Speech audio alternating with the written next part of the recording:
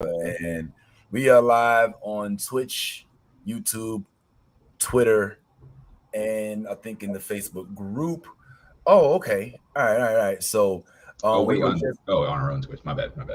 yeah, our own Twitter. We're not gonna. I wouldn't do it. I wouldn't do that without J and M's I consent. was We like, already oh, got and one time for our viewership this morning, what up, which was Comedy great, Hub?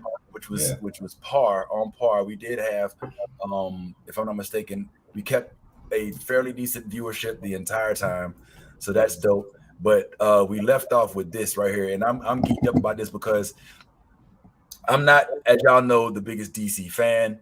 Um, but this looks like a different type of DC movie. The worst part about it being Ezra and his wild shenanigan. It distracts from the movie for me. You know what I'm saying? I ain't gonna lie. Is that what it is for you, Steph? Is it just the fact, or is it the lack of beautiful black faces in the movie? What is it that hurt most most of all about this movie, Steph? It's the lack of black people, it's the distaste for Ezra, it's my hatred for Batman, and it's the fact that I just generally find DC boring and unengaging. There was some decent looking action, but I don't care. They didn't make me care about any of it. Well, yeah, they have a negative balance as far as you're concerned, so they got to at least get up to zero. And I don't think that they ever going to be able to do that with any of these movies. I do think that next week, once we talk to Frankie, that she might have some interesting things to make you possibly a little more interested in some DC comics. But Tyrone, what about you? What you seem to like it as much as I did. What's your thoughts on the Flash, homeboy? Well, the trailer looks great, and it's probably the best trailer that I've seen for a movie that I'm not going to watch.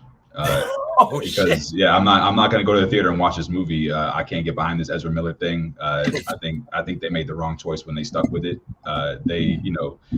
WB and Grant Gustin. DC, like they've shown that they're willing to cancel movies, like they cancel Batgirl and shit. Like so, let's not pretend that this wasn't just purely for the money.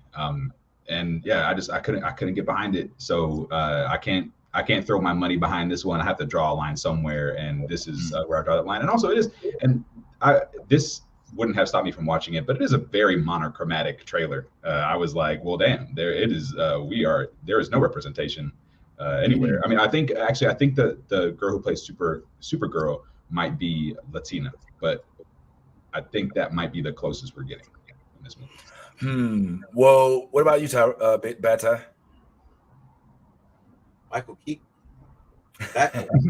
That's I mean, it at first when we first saw like the very brief trailers that we saw before this main trailer, it made you think that yeah, Michael Keaton's going to be in the movie, but this trailer lets you know that not only is he going to be in the movie, he's going to be a major part of the movie, and that for me is like, yo, you know how I feel about Michael Keaton's Batman. I still feel like he was the best Batman. I don't care what nobody says, Christian Bale, all of that.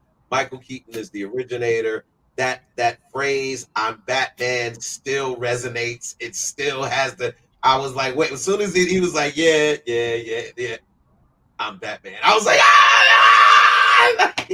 like you got me too. Yeah, that was for me. That was like that hit for the classic Batman lovers. But yeah, not only that, the introduction. I thought I was gonna be against the introduction of Supergirl, like when we was talking about when James Gunn was talking about we're gonna pursue that story and everything like that.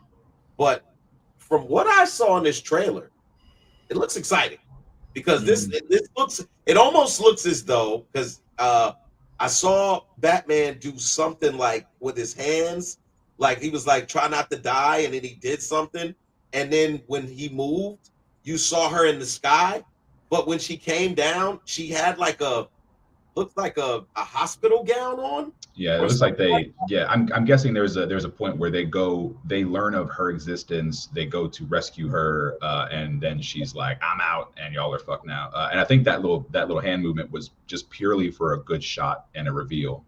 So I think that was just somebody being like, "Ooh, I got this idea for a shot," and then it looked really good. Well, I'm gonna go really, really like nerd and talk about this is weird for me to just admit, but I think I'm probably the only person on earth who is into musical composers, and I heard Danny Elfman. I heard Danny Elfman's version of the original Batman score. You know that, you know what I'm saying? When I heard that shit, that's when I lost it. I was like, oh shit, this is the OG Batman for real. Like they even put Danny Elfman's version of the score back. Like that shit got to me. I'm not gonna lie. I mean, I hate the fact that this is just making Steph throw up in her mouth a little bit before we talk about it. But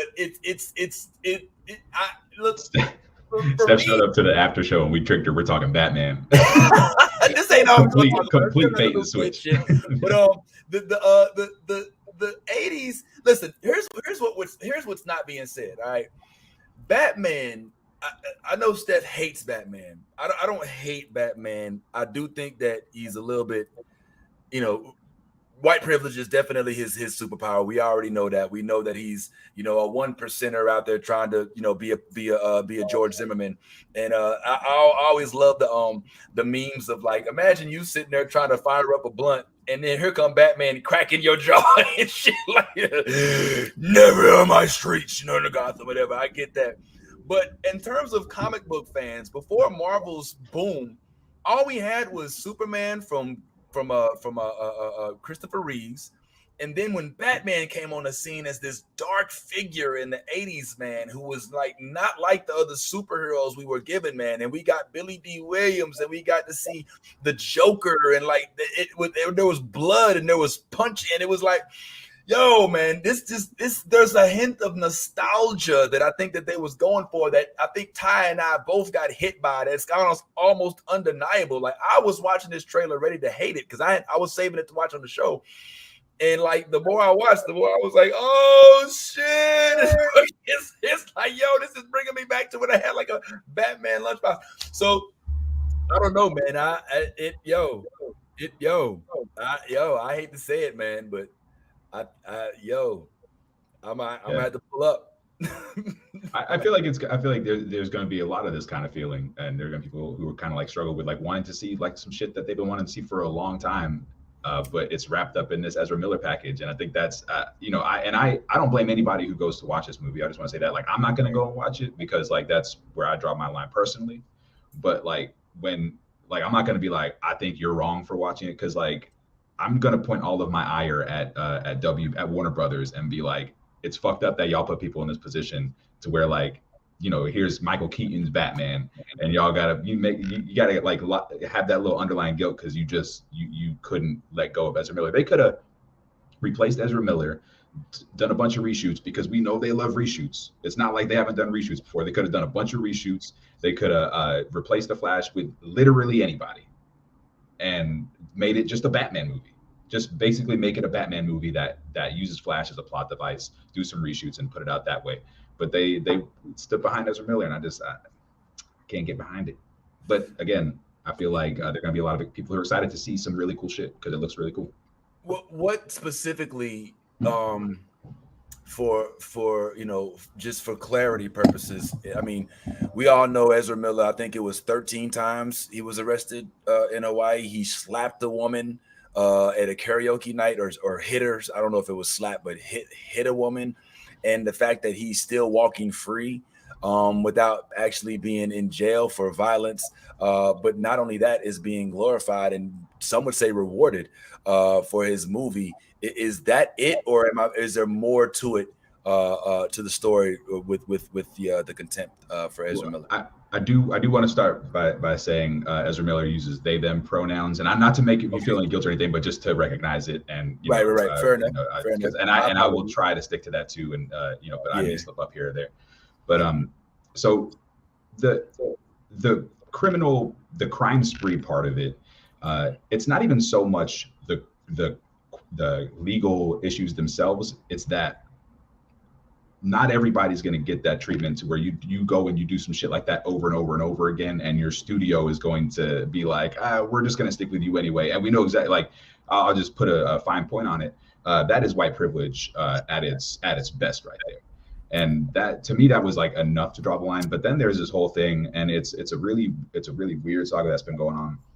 But there's been this kind of battle. Ezra Miller, for all intents and purposes, allegedly abducted and groomed an indigenous teenager, who I believe also identifies as they them, appears and passes as female. But yeah, so this person's family has been trying to get help, basically, and trying to resolve this issue, and it's been swept under the rug. I mean, there are articles about it, things like that, but it's been pretty much swept under the rug, and that's an effort by Warner Brothers. The legal stuff got out, the charges got out because that's a matter of public record, but this is something that is not as reported, and it obviously is a very wise business decision for them to sweep it under the rug as much as possible. So it's, I can't. For me, I can't. So I'm like, this one, I'm gonna have to. Now on streaming, I'm gonna be like, well, at least it's not my money. I already paid for the streaming service, so I guess I'll watch it. You know what I mean? And just kind of, I'll just be mad at the Ezra Miller parts. But as far as going to the theater, I can't do it. Hey, look, I ain't mad at you either. You know what I'm saying? I actually love that about you. If I can keep it honest, like I love the integrity and the ability to withhold it. And there are some instances which that'll occur within me too. In this particular instance, I literally would be fighting against my core authentic self if I didn't go. Right. Not to say that like I said, that's not going to rear its head in other elements, but I do sincerely, and I hope it don't sound like bullshit, but I respect the fuck out of your decision to basically boycott this movie as a theater movie. Cheers. So I fucks with that. I think that it also it's one thing that it comes to mind now with Ezra Miller kind of getting this pass is the differences in the levels of integrity as it pertains to Marvel and DC. All right, like let's not forget James Gunn for a tweet was released from the Guardians of the Galaxy movies, and those actors had to basically put their foot down and be like, nah, we ain't fucking with it if he ain't coming back. And that's one of the only reasons he, I believe, got brought back. But it kind of shows me that DC is like, nah, come on. They're like the Newsmax. You know what I'm saying? They're like, Chris Cuomo is cool. You can't make it on, come on over, Bill O'Reilly. You know what I'm saying? Like, it's like, hey, we'll take the scraps as long as we can make money off of it. So I'm wondering if James Gunn is if this is going to be an ongoing thing. He already has 2 tests that he's failing, I suppose. And that's with Ezra Miller, and the other one is with Shazam, which he didn't even weigh in on. He's just like, look, if they say something stupid, they say something stupid. But what leg does he have to stand on when his entry into DC is as a result of his ousting from Marvel? And let's, once again, just as another example, Exhibit A, if I'll present to the court, T.I., like I said, there's been talks about him not being back in the Ant-Man movies because of his legal issues. And that's what Marvel does. They're like, nah, we don't want this stank. We cool. You know what I'm saying? So it does kind of it does kind of, it does raise some questions as to whether or not DC is willing to sell their soul for profit or just for the sake of getting on the level of Marvel, I guess. I don't know. Whatever. I don't know if it's DC or it's just Hollywood. I mean, we just finished talking about Liam Neeson. And Liam Neeson, like I said, had maybe he doesn't have 13 incidents, but if you can bounce back, you can bounce back from anything in Hollywood except for messing with kids. It's been, I've seen it. You can do that too. Like, you know what I'm saying? Oh, Tyrone, damn, you saying something really important. No, I was gonna say, sorry. I was saying, even then, depending on who you are, you can absolutely bounce back from some fuck shit with kids. Like, because Woody Allen isn't as good as and there's plenty more of that to go around. So it's just So this is a Hollywood narrative. This is something that goes on, and secondly, how can you be surprised when the degenerate little brother, aka DC, supports degenerates?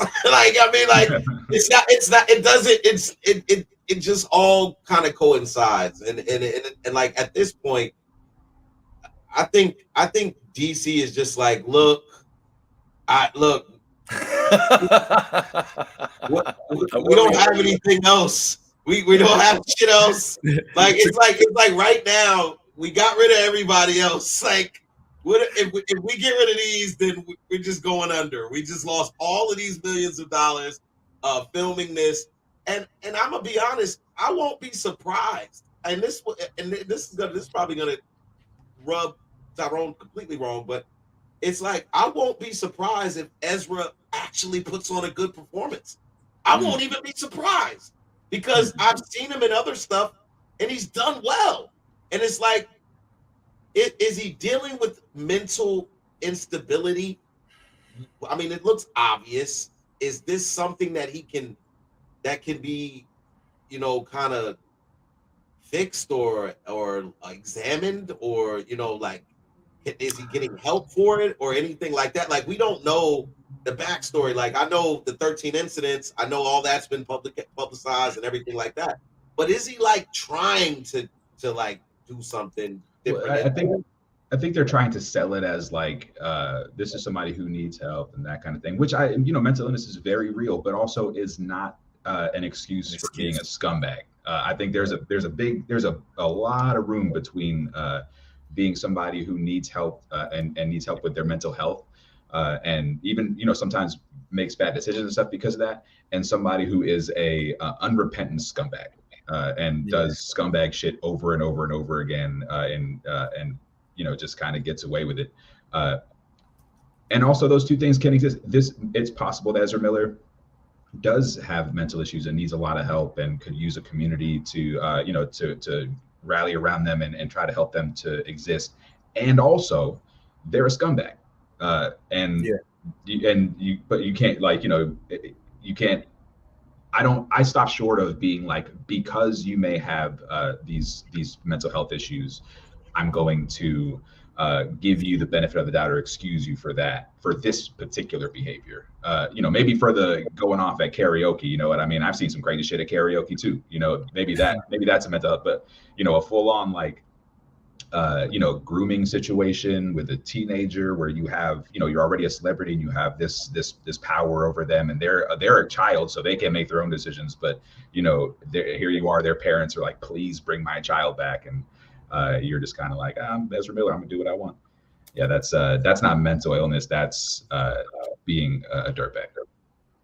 To quote Jadakiss, if I'm DC, when he was being punked and couldn't get out the car because he was stuck in traffic, what do you want me to do? What do you want me to do? Like, DC, they have to reach for just to be able to get ahead. And like, finally, they had this great movie that looks like they had in production for years and years, and this asshole comes and is an asshole out in front, and they're like, fuck, do we really like completely redo all of this, or do we just say, all right, let's just put this movie out there, get it past us, and then try to look forward to the future? That's the dilemma. And I guess they decided, look, fuck it, man, it's too much. We've shot too much, because I mean, they're not just paying like just Ezra Miller. They paying all of these actors. You got Ben Affleck. You got man.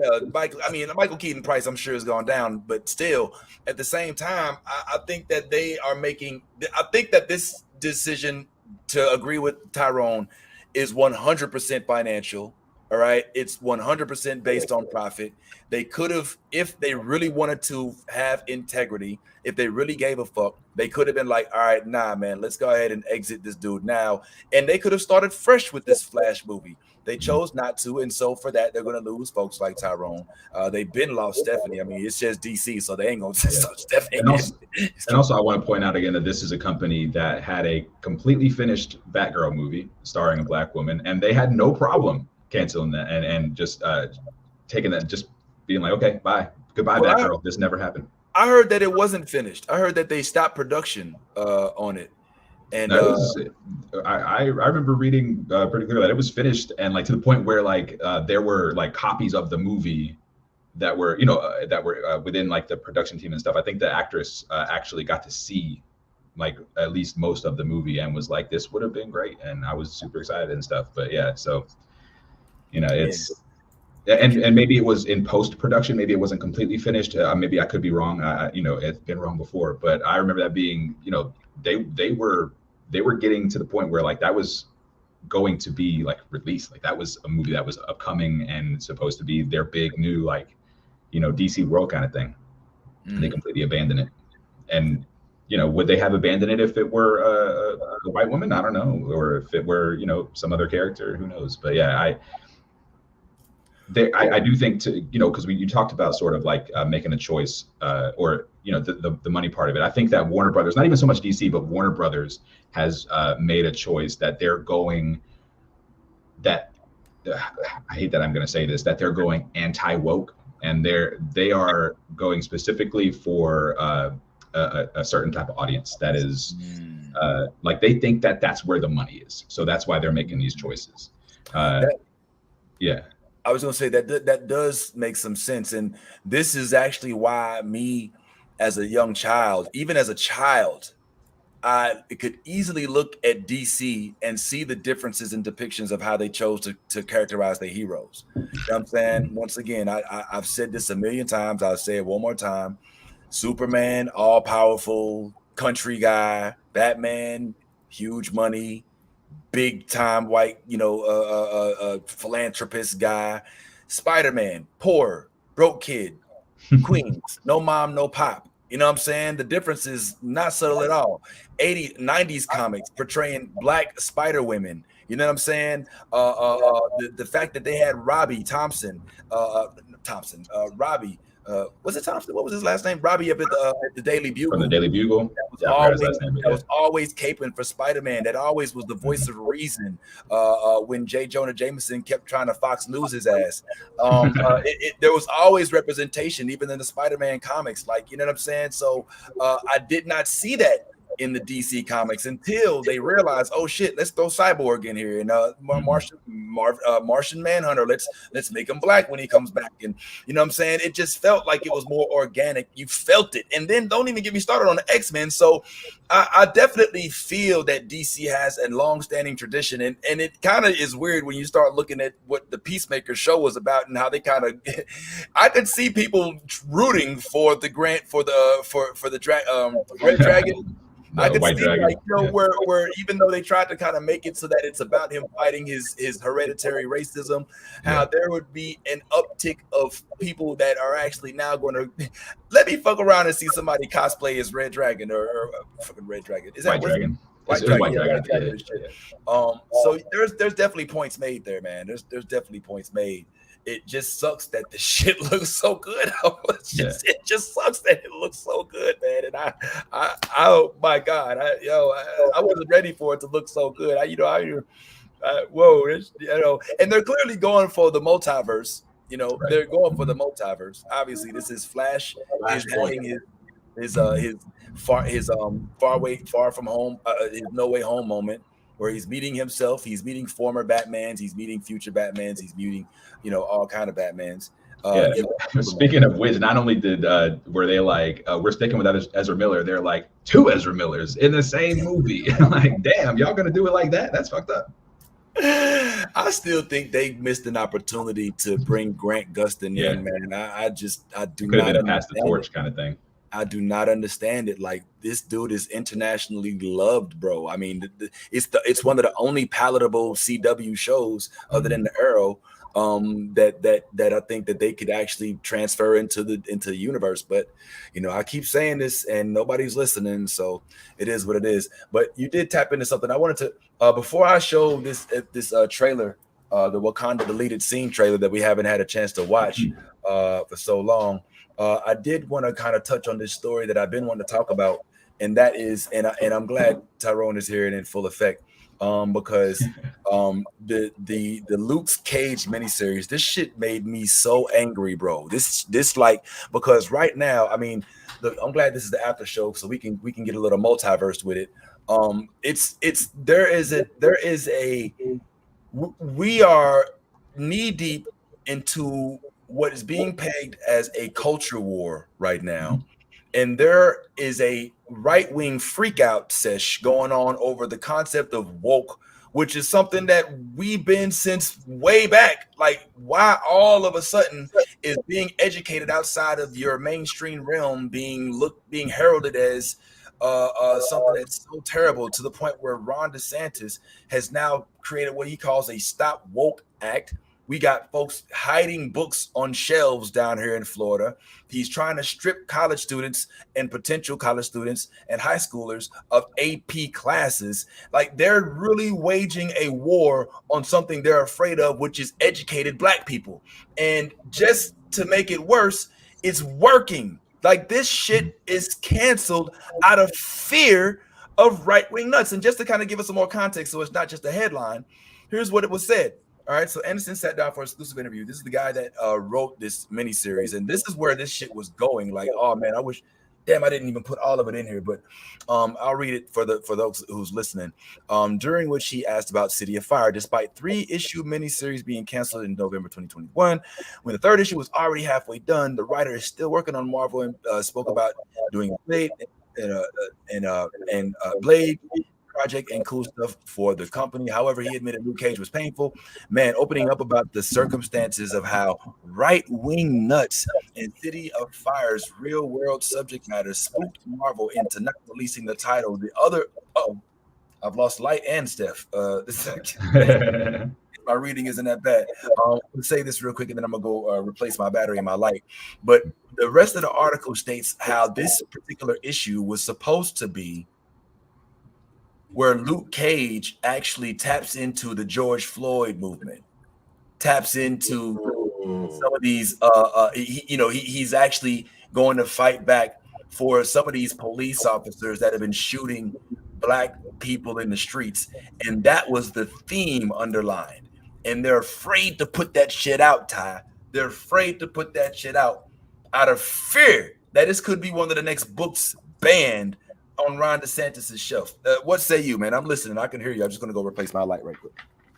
I'm not surprised. I mean, you're talking about a Black champion that would be opposing police brutality at its face value, and that is scary. And that's scary because in essence, what you're saying is you're having someone who is standing at the forefront and charging what they would probably view it as is he's igniting a revolution. That's what they're gonna look. He's igniting a revolution. And this is so scary to them. Anytime you see Black men, and I'm just gonna say it, a Black man with power, Luke Cage, who's for all intents and purposes invincible, unbreakable, and now, so your bullets are not going to hurt me, your batons are not going to hurt me. I can flip your car over. I can stop you if I need to stop you. And that idea, they don't want that idea to become a reality. They don't want that.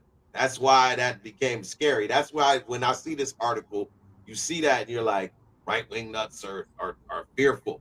Yeah, they're fearful. Like that Black people will actually stand up for themselves. Yeah, that's scary. That's scary that Black people will be like, yo, like if we see somebody in the streets getting beat by police, we're now going to take it upon ourselves to stop you from killing them like we weren't able to do with George Floyd. So yeah, that's scary, eye-opening, scary. Well, go ahead, Tyrone. So I want to take what you said a little bit further, because one of the things you're like, they canceled this issue for fear that it might be one of the books that's banned. And I would actually, I think that part of the reason that they canceled, that might be part of it. Part of it is also that they had to talk to the writer and be like, this could potentially get you hurt. Like, people are violent. People are getting violent about this right now. People are getting hurt. People are dying. Like, there's literally like, I think last week in the UK, there was a trans woman who was murdered, a trans teenager who was murdered.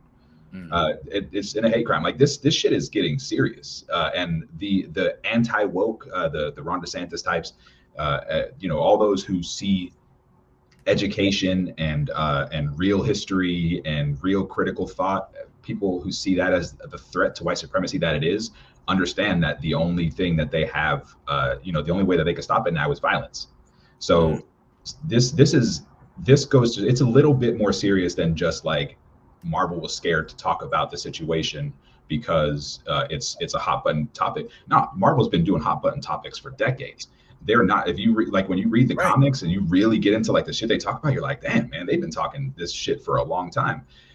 But they had to really take a moment and be like, these right-wing nut jobs are getting so violent and are getting so spun up by all the misinformation that's out there that they are hurting people. And if you go right at the point here, like Steph brought up in the private chat, I'm just going to throw it out there. Part of the plot to this story was going to be that Luke Cage, as a hero for hire, is hired to protect the cop that killed George Floyd, the cop that murdered George Floyd, and his battle with that whole thing, and then eventually his just complete diving into full resistance mode.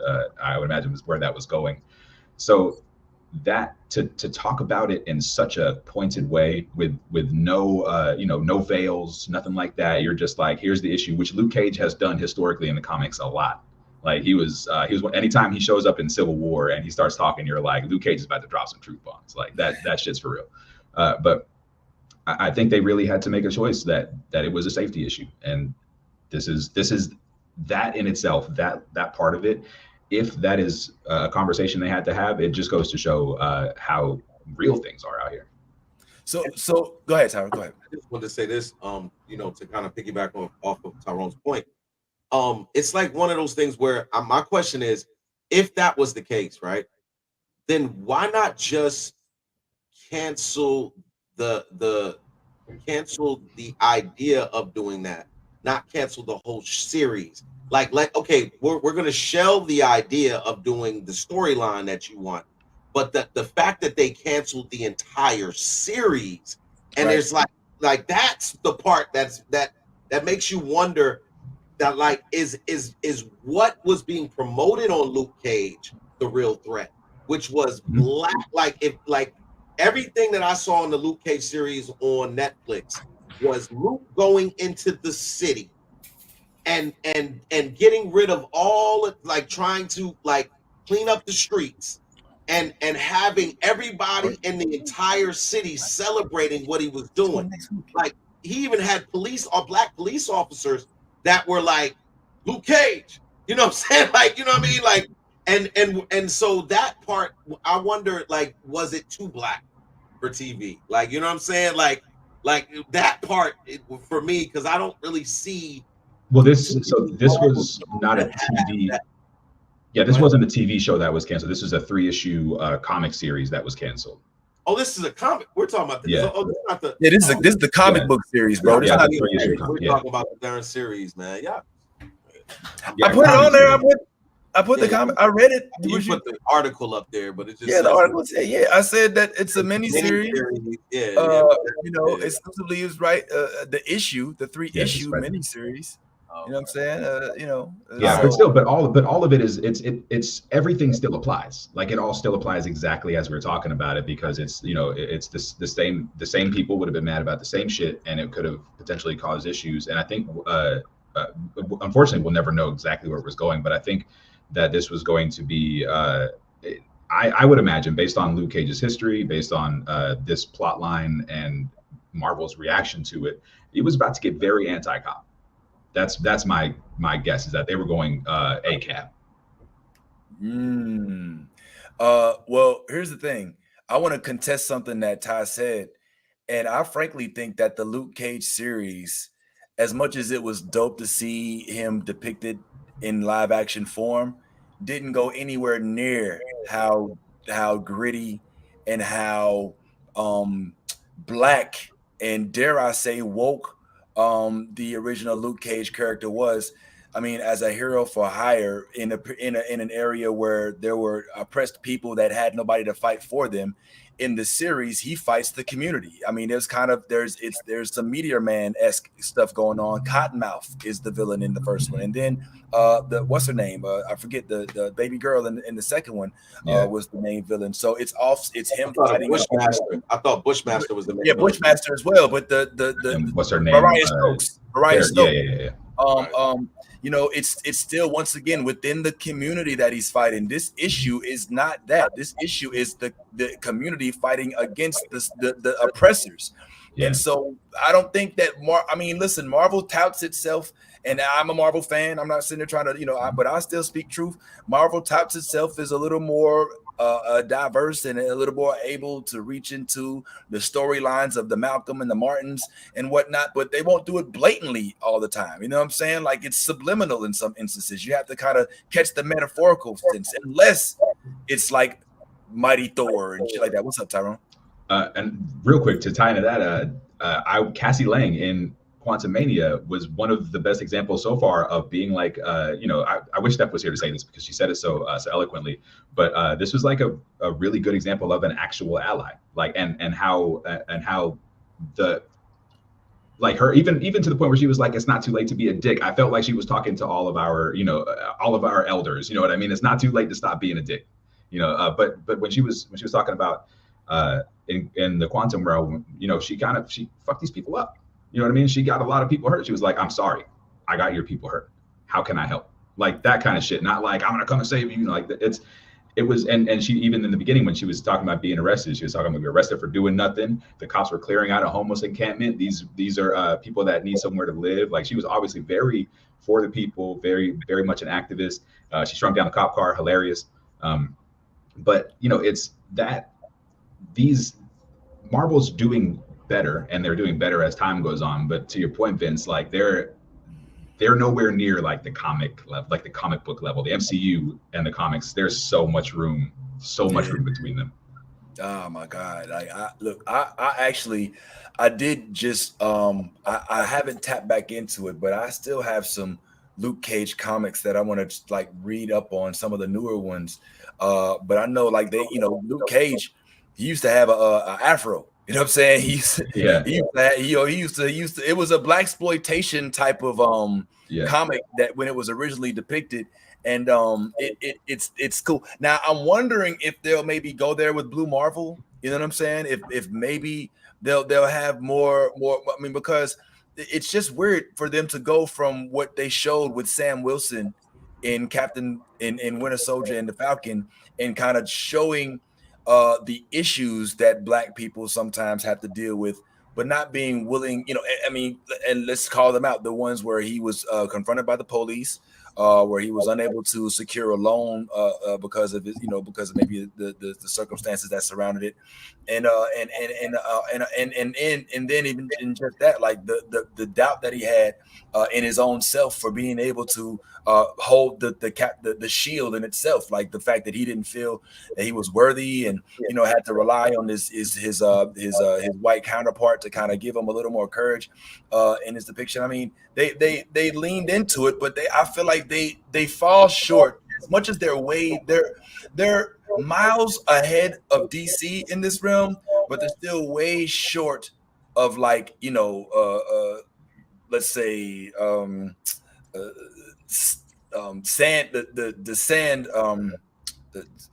Black Sands comics, and you know what I'm saying, and stuff like that. I wanted to pull this up right quick and see if you all are familiar with this. This is our guest next week, and she has this comic that is actually a DC comic, and it looks like it may be given some of the stuff that we are hoping Marvel gives us. So hold on, let me let this get to the front. Let me go ahead and start this from the get and check it out.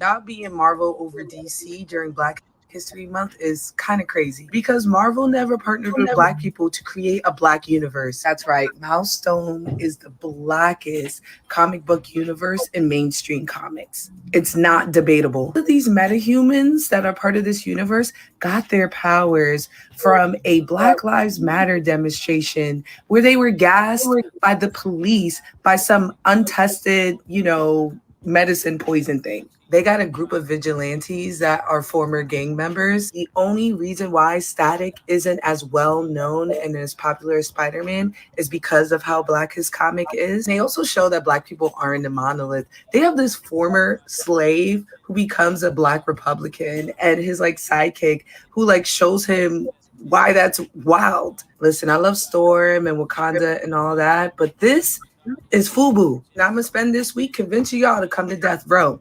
Y'all be in Marvel over DC during Black. Come on, bruh. Come on, bruh. Put me on. You put me on. You know what I'm saying? I was not familiar with Milestone like that. You know what I'm saying? This is Frankie. She's pulling up next week. She got another one. She wasn't lying when she said. Whenever the discussion of Black people time traveling or the immortal Black person comes up, I always point to Icon because Icon starts out as a slave. He's an alien, but he's a slave, okay? And then he builds himself up over 300 years to become a rich businessman in Dakota. And then he got the nerve to have a pull yourself up by the bootstraps mentality because he feels like since he built himself up over 300 years, anyone else should be able to. Honestly, that's what makes his relationship with Rocket so special because she provides him with a temperature check of what things are like. He obviously has seen a drastic change from slavery, so it would make some sense that he would be more conservative in his views. Rocket is here to tell him shit is not sweet. Fix this. You literally have not just the money, but the physical power to help this community. And it was such a bold choice to make him conservative, but I love it. And it reminds us we're not a monolith. Whenever the discussion. Are we missing out on DC Comics, man? Are we so blind in our love for Marvel that we haven't even given DC the chance to, if we look below the surface? My problem, I know my answer, but I'm just curious of y'all, Tyrone first and then Ty. I'm interested in reading these and seeing what they're about. It sounds good the way she's presenting it. You know what I mean? And I hope that it is good. And I guess until I read it, it's hard to have an opinion on it. But I think, are we missing out? It looks like there's a possibility we could be missing out just because DC, the mainstream part of DC, the most recognizable part of DC, just does not look like, it doesn't look very inviting for us. Right. But in that way, I'm just going to go ahead and blame them instead of blaming us. So it's their fault. And yes, that's what I was going to say. What you feel, Bad Ty? You a DC fan of yourself? I totally agree, man. I totally agree with Tyrone there. That DC has disappointed us in so many ways. It's hard to trust anything. So it's are we willing to expend our time? Are we willing to waste our time? I mean, in this case, I think anytime there's Black superheroes and anytime there's a Black storyline within a comic book, it should be intriguing to us. It should be interesting to us. But I think the plus side of this is that it is a Milestone comic, and from all accounts that I know of Milestone, they not only push the envelope to make sure that they have Black writers and Black artists and Black storytellers. They I, as a matter of fact, just last year I sent you an article, or not an article, but an application, because Milestone was interviewing. Oh yeah, you did. Yeah, they were looking for Black comic book writers. They were looking for Black. They were looking for all of this, and all you had to do was fill out the application and then go through the process of writing your short story and everything. And they were interviewing those guys and gave them jobs. Took those people to California. Did it? They had a because I think Milestone is ran by two Black guys. I think and I don't know their names right off the top. But those two guys were doing like interviews and doing a campaign to get those Dwayne people. McDuffie and Denise Cowan. Yeah, you're right. Yeah. Yeah. So and it looks like nice. Dwayne just recently passed away, I think. Oh wow, I didn't know that. I didn't know shit, that. hold on. Let me fact check. Go ahead, Tyrone. Oh no, just correcting your pronunciation. It's D-Nice. Is that right? No, it's not. I'm messing around. Low key appeal reference for you. Yeah. It looks like Dwayne McDuffie. Yeah, man, he passed away actually almost over a decade ago. So he's been gone, but he founded this. Looks like a while back in he was born in the 60s. Looks like it was founded in 1993. So here's where the problem lies. Why am I just not hearing about? I mean, now, granted, I know you can blame me for not looking for it, but the fact that I'm hearing about it on Fantastic Frankie's page instead of from DC because they're pushing these projects to the forefront, I think is problematic. You know what I'm saying? I think that goes to the essence of DC. I don't know if DC wants it to be known that they have this project. You know what I'm saying? Like, that's who I look at DC as. Like, yeah, sure, we'll bring you in here, Cyborg. Sure, yeah, sure, what? But it's not like we want to spotlight you. You know what I'm saying? Like, it's almost the difference between black support and black tolerance, in the community. Whereas you have some white folks, I'm just gonna say it, white folks, who believe because they have a black friend and because they're nice to some black people that they're not racist, and that's not necessarily the case. You can be adamantly racist and still have a black friend and still be nice to black people and still completely use all of your power to make sure that we never get a leg up on your situation or able to advance.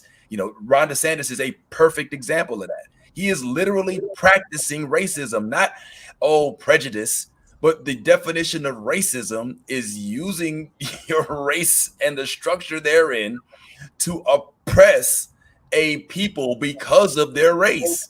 And that's exactly what he's doing. So, I mean, not to tie those two in, but I feel like DC, you should be touting this more. Like, I feel like they're afraid, just like Marvel is, about that series, Tyrone. And I think that we, as black people who love comics, miss out because of it. I think. Go ahead, Zach. Well, I was just gonna say that, like, you're asking DC to relinquish control to black people. They did it.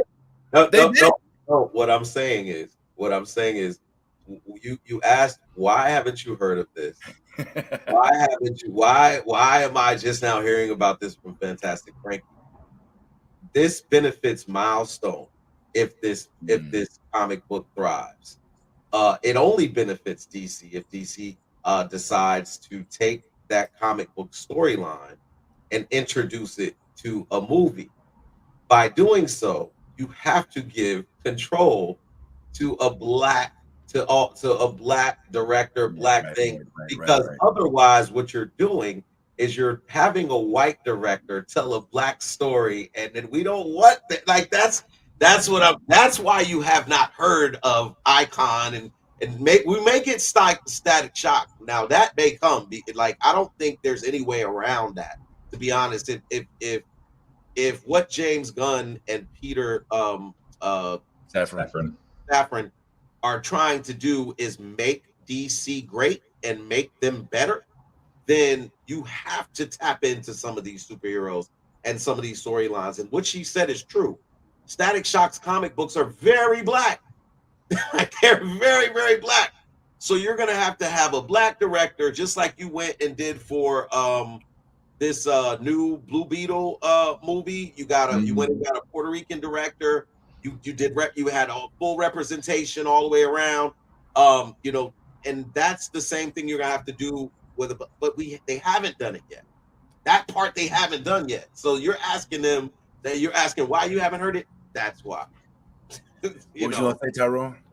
No, I think they, as a company, it's possible that and I say this having I had never heard of this until Fantastic Frankie, obviously, but that doesn't mean that there wasn't somebody like in DC who was like trying to market this or maybe like trying to get like a viral campaign going or something like that. Maybe there was this person and it didn't reach my algorithm for whatever reason.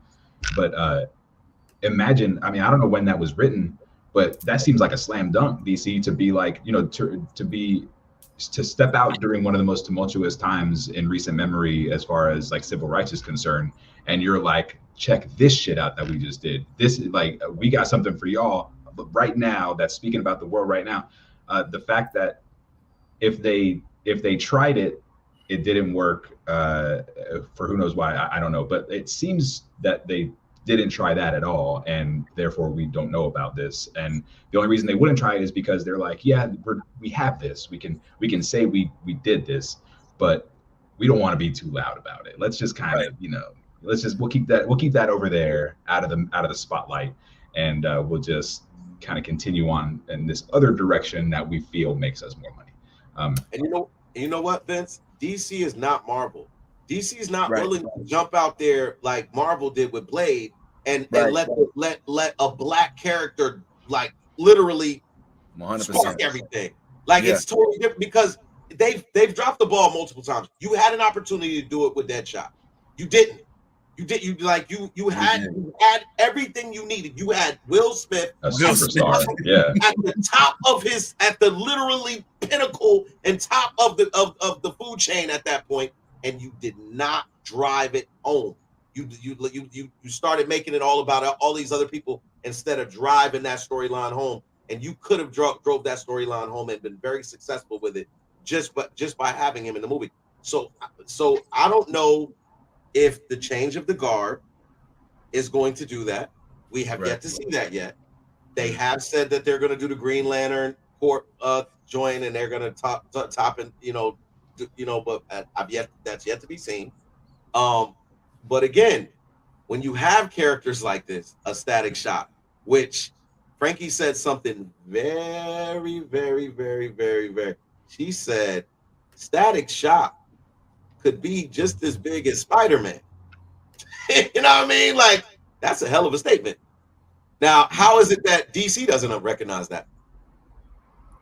Well, again, DC's roots are in whiteness, just utter privileged whiteness. I mean, even with Superman, oh, he was on a farm. Oh, you mean they had all this land? You know what I'm saying? Like, it's like, all right, like I get it. You know, he wasn't, the king of Metropolis. He didn't have, Wayne Enterprises, but he still had a form of privilege in that, I mean, the dude practically walked into the Daily Planet and got a job with no credentials, with no resume. You know what I'm saying? This motherfucker, so it's like, I just don't know if DC is willing, like you said, Ty, to go down that path. I think that they are a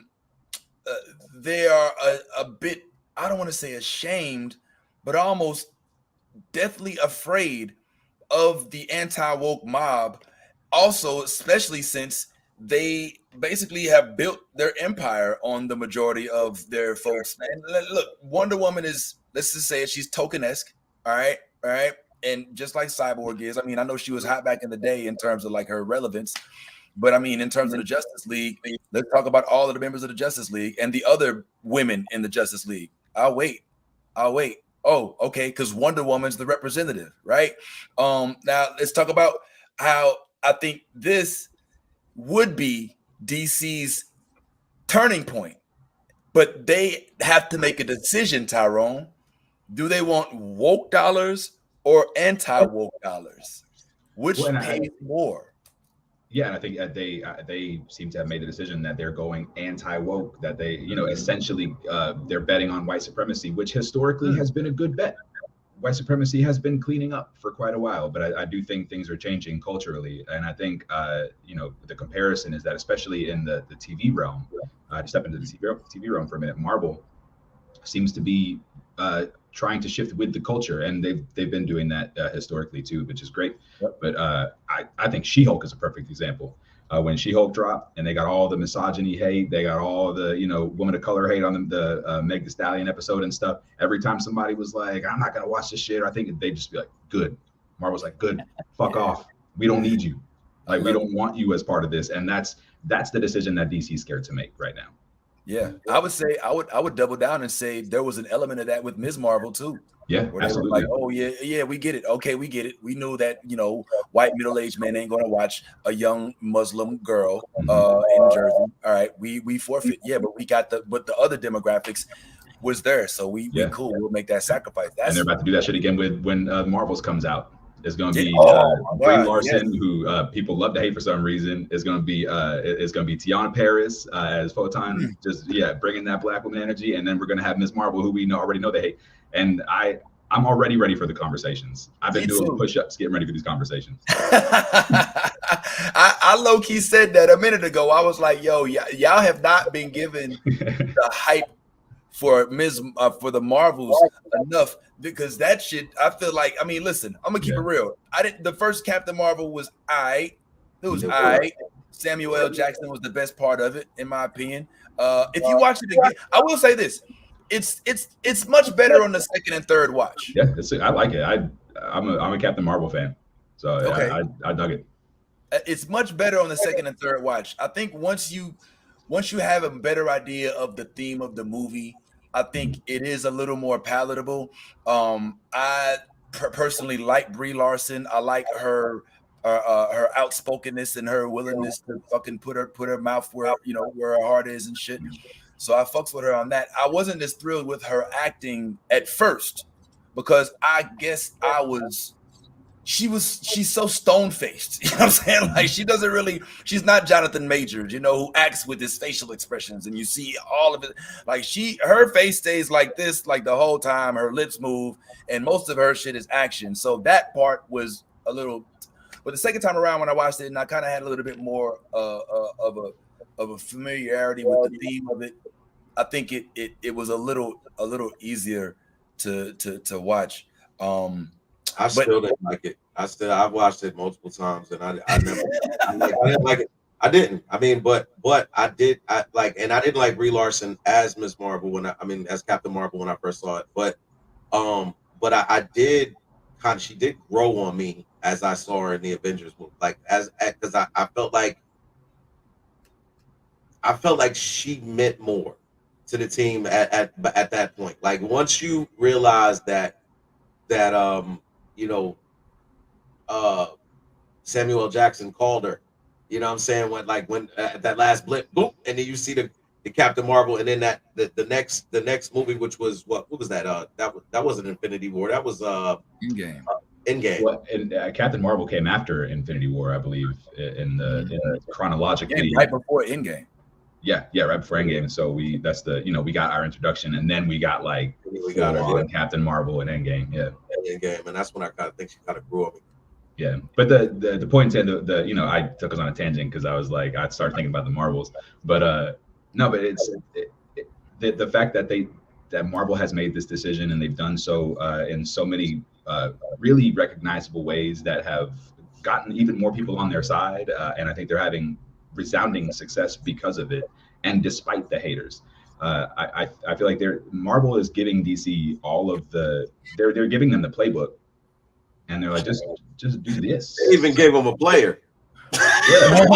And more coming. They gave him the whole player. They was like, look, we're gonna give you the playbook, and we're gonna give you one of our best players. Here you go. Hey, I'm willing to put money on my man. I can never remember this motherfucker's name for shit, man. Dominique, the dude that played Drax. Oh, Dave Bautista. Dave Bautista, my bad. I put money on him doing DC like sooner than you know it. I bet you he's already in talks. Oh, you nuts. He loves James Gunn. James Gunn is his boy. I get that James Gunn is his boy, but I just saw Drax in the cabin in the woods or whatever. Drax is now aging. Drax's muscle mass and everything is, so you can tell when you start get old and starting to get older, you get like, it just happens with when you get older and those muscle bound dudes, their muscle mass starts to deplete, and his like he's starting to look old. Like I don't see. Plus, I think based on what I saw in Cabin in the Woods, I think he's gonna start distance. He wants to distance himself from DC and Marvel and do more serious roles. I absolutely think he wants. I think that those two things aren't the same. Distances himself from Marvel and DC and doing more serious roles. I think that what he would talk to James Gunn about is if he's to act with him, it be a more serious role and not something like Drax where he's this goofball. I think that he wants to show more of his acting capability, more of his range, and there's still room to do that within a more concise DC universe. There are folks that have some depth. I frankly am one of the only people, and I'll die on this hill, who did not hate Lex Luthor in the Batman versus Superman series. I actually didn't think Jesse Eisenberg did as bad as folks would like to say. I kind of dug him a little bit. All right, yep, I'm losing out. But I actually like your opinion is like if you were going to start with that, like that's like. I mean, I don't see why is that such a. I mean, look, the dude. First of all, they made him Lex Luthor Jr. Like he's not even Lex. He's not even. He's Alexander. Like he's the son. He's this beauty, but he's it's all about his smarts. And I liked how he killed Superman. I mean, y'all ain't giving him the credit for that. He in the first movie in BVS, he was successful. I mean, yeah, they locked him up, but he killed the nigga. You know what I'm saying? They had to revive him in the next movie. What the fuck? You're never gonna sell me on Jesse Eisenberg. Yeah, not at all. Me either. I don't know. Like I don't know. You get this. Yeah. And I'm not saying like I'm glad you enjoy it, but like that. I couldn't like. It took me out of the movie every time. I was like, this is bad casting. Like that. I didn't like it. But you bring up like, so who doesn't, who could do a serious role and who doesn't need to be all fucking yoked up and shit and is also bald. Lex Luthor. What if Drax is, or what if Dave Bautista's like, I would like to be your Lex Luthor. You know what? And James Gunn's like, let's do this shit. Idea. Well, I think if what you guys are saying as far as their relationship, that he loves James Gunn and James Gunn loves him, then and they're maybe good friends and all of that kind of stuff, then James Gunn, as a good friend and as someone who loves Drax, will be honest enough with Drax to let him know that, listen, I'm willing to have you in a movie, Drax, but I'm gonna put you in a position that I know is gonna work for you. Serious role, Lex Luthor? Nah, that's not it. That's definitely not it. I maybe, you know what? You know who I can see it? Drax playing? Armageddon. Not Armageddon. Darkseid. That's about it. I mean, just I think he wants to wear a shirt in movies. I think that's what I think ultimately he just wants to wear clothes, and that's why he's trying to stay away from those kind of roles. Yeah, so then there's no place for him. Say, either show me your titties or we don't want you, Drax. Yo, all right, but I think that at the end of the day, man, DC is this is really weird to hear about this bastard stepchild that they're keeping in a closet. They're not really promoting Milestone, in my opinion, like that.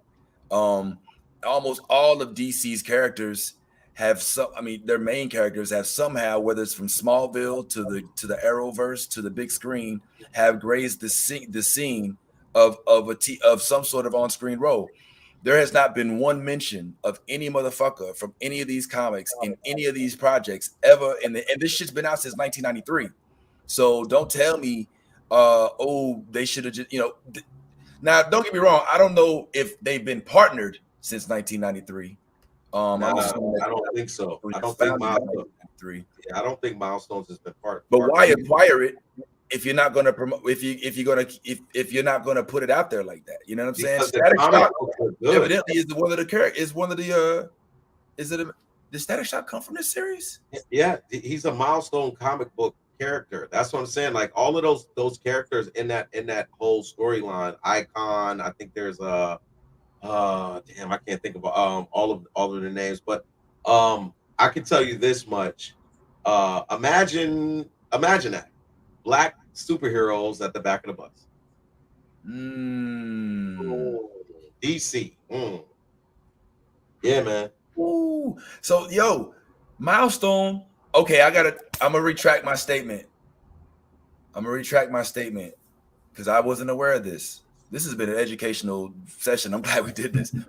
Milestone, according to Wikipedia, and I don't know if this is true or not, but according to Wikipedia, Milestone was responsible for getting the Static Shock animated series on the network on TV. So I'll give them that much. They did get Static Shock on the TV. I didn't know Milestone was behind all this, man. I don't be fucking with DC like that. Okay. All right. Well, at least there's that. And I mean, I think they should ride that wave. But of course they won't. Maybe they'll decide to stop messing around with these other fools and start looking towards the future. Maybe they'll hire Vince Taylor as the new CEO after James and Peter fucking all up. Can you imagine though? Can you imagine? Like, I feel like right now, and you gotta go. Don't let me hold y'all, but I feel like right now is like in terms of the political capital of Black people and people of color. I feel like we're on a defensive side right now because of some of the because policies and shit that's going on right now. And the whole notion of, I mean, they tried to label our awareness as something that should be demonized. You know what I'm saying? And the fact that it has to be considered as problematic, having source material from a comic book just because it refers to things that happen in real life is problematic. That does not give me any hope for the future of these things becoming mainstream. That's the problem I'm having right now. Like, how dope would it be? Then think about this. DC recently did basically unveil their two new leaders, Peter Guns, as we call them, right? How would that have impacted? What do you think would have been the reaction if instead of Peter Safran, or better yet, if they announced it was 3 people and one of them was Black? Do we think that there would have been backlash? Does DC carefully think of these type of things and say, nah, we don't want to get in that, instead of being like, nah, let's go ahead and push forward? Now, I'm not cutting Marvel off the hook either, because I mean, Kevin Feige's, pale ass has been doing this thing. Let me not say that on live. But there's Luis D'Esposito, I think, is the yes, and then there's, I think, the other producer who's like is a woman. So like they're, Marvel's doing all right. They could, it's all, we could always give us a little bit more. Like, but they're doing all right. But do you think that would have happened with DC though? Do you think that DC would be ballsy enough to do that? I mean, we've kind of been excited just at the change of the garb because we're hoping for better movies, but we didn't stop to look and be like, oh shit, we just hired 2 more white presidents, to go with the rest. Yeah, we just hired 2 CEOs, both of white complexion, and both men. Right. So yeah, are we diverse at DC? Probably not. And would there have been backlash? We try to appear diverse at DC? Probably so. Yeah. And would there have been backlash? Absolutely. We've seen it over the past months, especially because it's gotten worse and worse. But anytime a Black person exists in a space, woke this, woke that, as soon as it's even just like a little bit of color, and this is not on accident. I don't want to become conspiracy brother on the podcast, but this is a very concerted effort to stop any progress that we've been making, is to label it all woke and turn it into some sort of derogatory thing. So watch out for that shit when you see it and when you hear it. But that's the exact backlash they would have gotten. Oh, woke DC. I can, it's obvious. And the crazy part is they keep on trying to recap. Like when we sit here, we're having this conversation about Milestone characters, and with a good storyline, Static Shock, Icon. There's other individuals. I should have put it all up.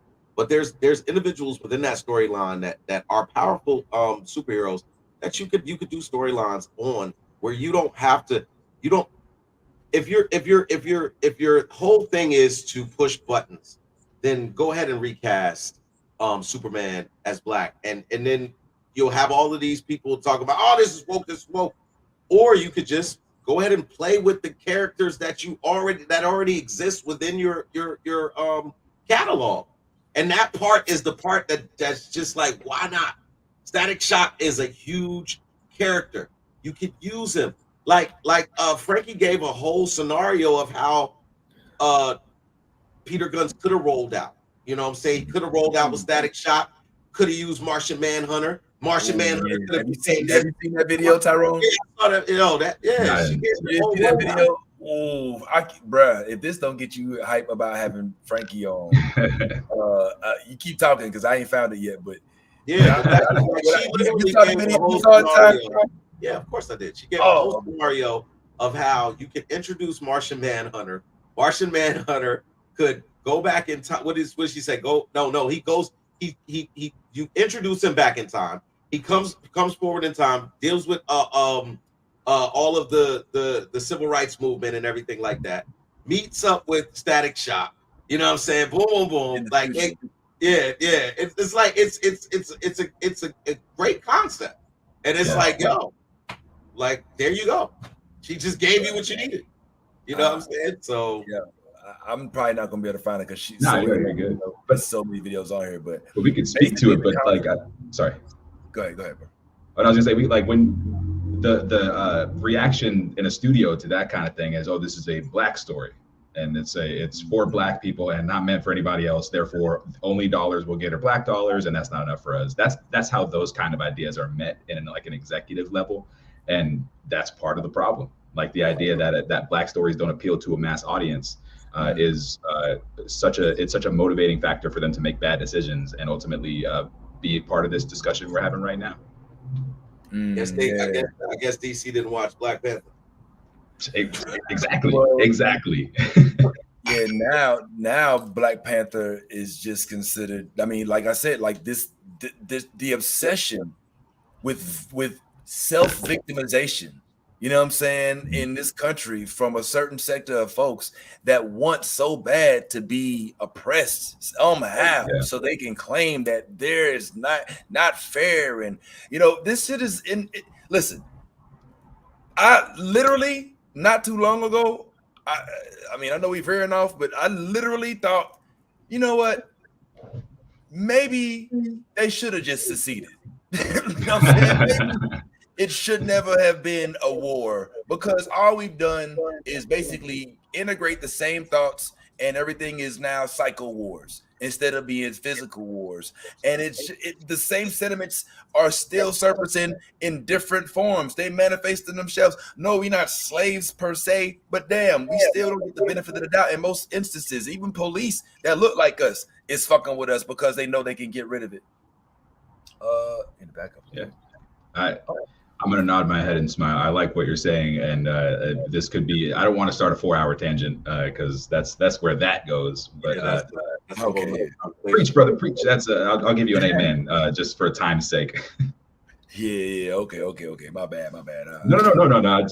I love it. I love the conversation, but also I know, eventually I will have to eat food eventually. So I don't want to die. Yeah, I don't want to die today. Yeah.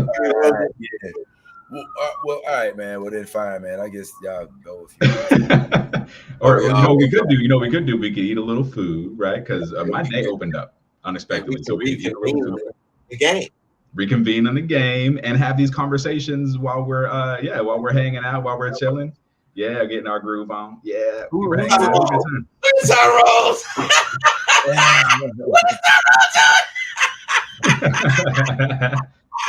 Let's see it. That was what that is after a very busy week and a very long day, being like, oh shit, there's a camera right here. Let me move my body a little bit and use my last bit of energy. And then I left shortly after that. I was like, shit, man, I'm dead. Was it a lot of people there? Yeah, it was awesome. Like it was super. Like if the camera went like to the right a little bit more, you would have seen a full dance floor. People having a great time. People on stage dancing and stuff. Like it was a really cool party. I'm glad they do it like every couple months. Every other month is when they do it, because I thought I had a bunch of plans today, so I was like, let me not be too tired and stay at this party. But next time I'm staying. I'm gonna make sure I don't have any plans and I'm staying and hang out with Omar and everybody else who's hanging out and having a good time. Maybe Vince will be up here for that one, man. You got some time to plan. I'm not opposed to that, man. We can pull up, man. Well, hold on. I just gotta end this right quick. Nothing special, and then we just wrap. Bye. Did I? Hey guys. I'm just